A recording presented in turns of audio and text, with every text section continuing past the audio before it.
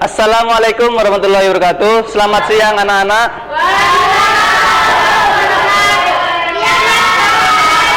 Bagaimana kabar kalian semua?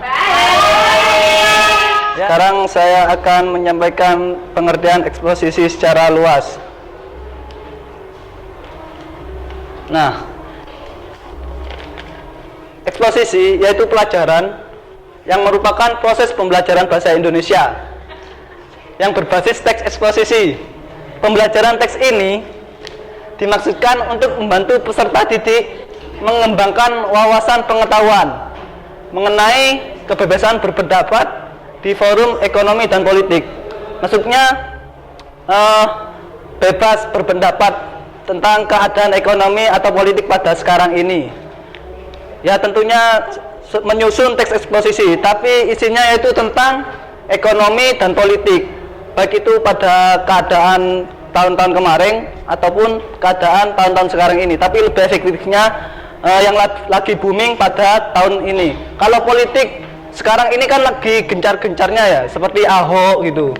Terus ekonomi Indonesia itu masih berkembang, masih jauh dengan ekonomi negara maju. Nah, dengan melihat keadaan seperti itu, pasti semua bisa berpendapat tentang ekonomi di Indonesia pada sekarang dan bisa berpendapat tentang politik pada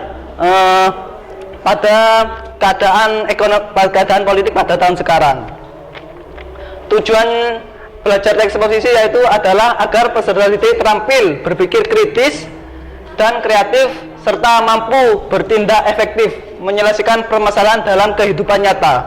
Nah, maksud dari kehidupan nyata itu pada keadaan sekarang ini tentang ekonomi dan politik. Pokoknya sampai terampil dalam berpikir kritis dan kreatif dengan tindakan efektif. Nah, di sini ada berapa anak? 12 anak. 12 anak dibagi 3 kelompok, terdiri dari 4 anggota, 4 anak. Sudah dibagi kelompoknya? Nah, ini contoh praktik yang mana ada yang berbicara, terus ada yang bertanya, ada yang merekam. Nah, nanti ini tugasnya membuat teks eksposisi tentang keadaan politik pada sekarang ini yang Anda ketahui, keadaan ekonomi dan lain sebagainya. Nanti dipraktekkan. Yang maju pertama kelompoknya Anton, silakan. Itu banyak mas, tidak stabil cabenya. Ada yang lebih mahal, ada yang lebih murah. Tapi kalau misalnya dilihat dari segi geografis letak Pulau Jawa itu sekarang itu kan musimnya musim pancaroba, dari musim penghujan ke musim kemarau. Jadinya ya seperti itu, banyak petani-petani yang sedang gagal panen. Jadi itu menyebabkan ketidakstabilan harga cabai di Pulau Jawa. Selanjutnya kelompok 2. Padahal itu semua hanya alasan dari para anggota saja, padahal sudah disediakan bangku dari pusat. Oke, sekian dari kami ya Bu, terima kasih atas wawancaranya. Selamat siang. Ya, terima kasih untuk kelompok 2. Selanjutnya kelompok 3. Kita milik Indonesia yang harus memiliki adalah kekayaan hati. Oh iya, kekayaan bukan dari kekayaan alam. Indonesia itu sudah kaya alamnya. Kalau tapi hati dari masyarakatnya sendiri itu tidak memiliki kekayaan yang seperti itulah. Nah, sekian dari Indonesia nya kaya tapi orangnya tidak kaya, bagaimana? Iya Bu, bagaimana? Nah, makanya harus memperkaya diri mulai sekarang. Oke, terima kasih sekian.